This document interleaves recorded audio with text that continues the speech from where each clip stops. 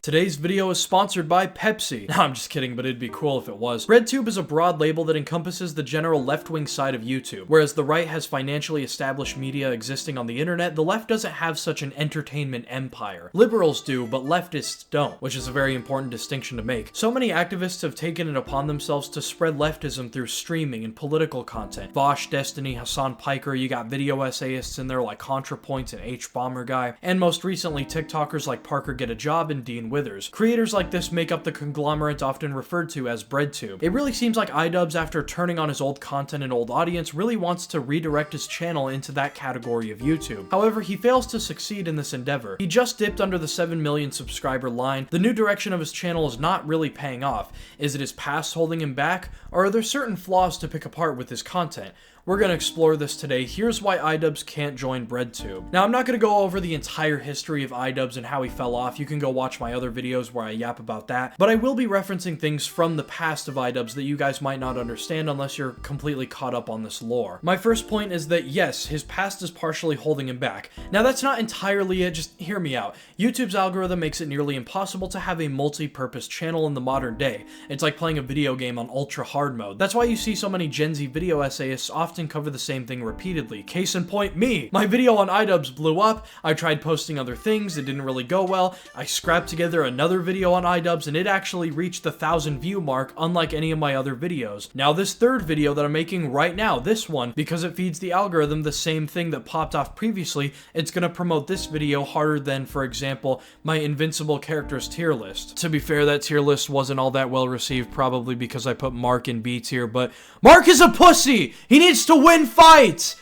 Every episode, he's beaten down! Invincible my ass! Sorry, I never really wanted my channel to become the Slopping. I try to branch out into other things, but it's very difficult for a YouTuber to really go outside their shtick. Sometimes it works, but oftentimes it's unsuccessful. You're better off having 10 different channels for 10 of your autistic hyperfixations than having one channel with multiple. In iDubbbz's case, it especially doesn't work because a big part of his old shtick was saying edgy jokes. That tends to attract crowds who are at least predisposed to being right-leaning. Edgy jokes are enjoyed by some leftists like Amazing Atheist, Show on Head, but generally right-wingers are more fond of that sense of humor. Also, I just realized I've mentioned Amazing Atheist and Show on Head a lot on my channel. I guess I just use them as a reference point a lot because they're the ideal political commentators. Both of them are funny, make good stuff, can meet in the middle on certain things, and they engage in nuance far more than other BreadTubers. They aren't just like Nazi this, Nazi that, everything's a Nazi. If I were to make a BreadTubers tier list or a political commentators tier list in general, both of them would be an S tier. Unrelated tangents aside, in the case of iDubbbz, offensive humor has been a piece of his brand for so long, and his content often attracted right-wing types. Even if not explicitly right-wing, the type of people who make edgy jokes are not prone to being leftists nearly as much,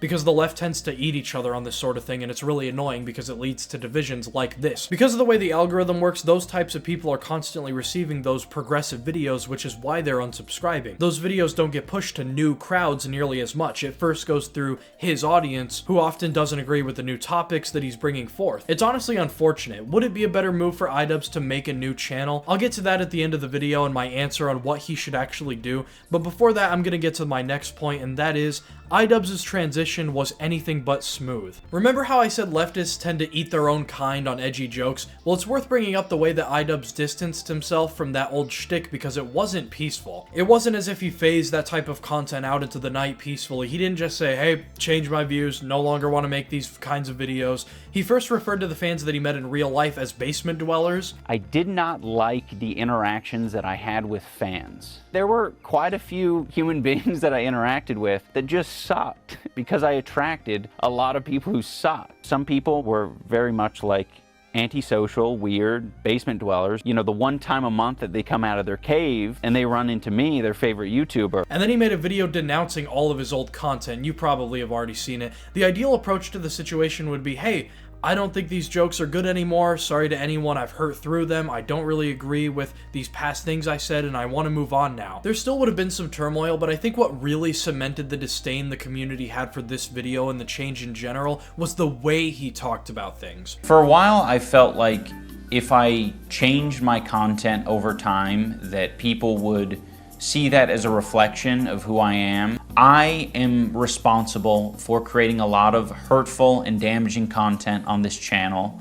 You know, some of the videos I've made have been very, not edgy. I don't think they some of these videos were edgy. I think they were just outright cruel. I have made some cruel, hurtful content, and I need to acknowledge that, and I'm really sorry that it's taken me this long to acknowledge it. It's also indoctrinated a lot of people into thinking that this is an okay way to behave.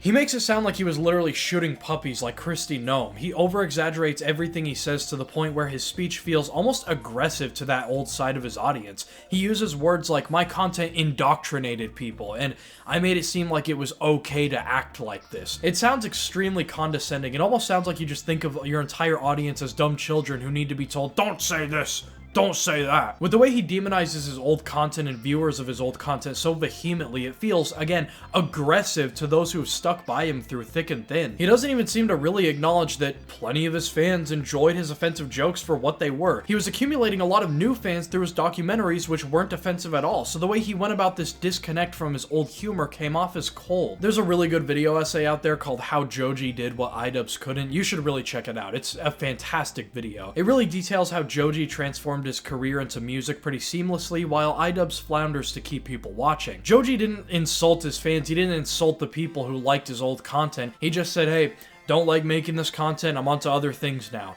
iDubbbz not having the same approach certainly killed off a lot of potential for moving on, though that's something he can't change. He already transitioned, it's already done, so let's talk about the things he can change. My next point, his political videos are not very well researched. Ideally, you should have a healthy mix of information and entertainment in your videos. Your content should be engaging and informative, or in this case, persuasive. However, he rarely actually cites facts, statistics, and data. His political ventures just feel kind of forced. For example, his abortion video wasn't all that well researched. He makes fun of some arguments, some of his jokes land, but it doesn't feel right. 30-year-old man telling me what women want feels kind of surreal. Many of the clips he chooses are extreme or old ones. Not much of it is anything new, which makes it feel contrived, not to mention the lack of a proper thesis. He doesn't actually have a lot of context on many of these issues. With his video on the Trump administration weaponizing the concept of memes and trolling, his point actually did land, probably because he himself was a big figure in internet meme culture, so he had better insight. Some of his other ones did fine, like when he covered the situation about the trans athlete who wasn't actually trans, but all the conservatives were complaining about it. He made a video making fun of that. It was well received, but still kind of a low-hanging fruit.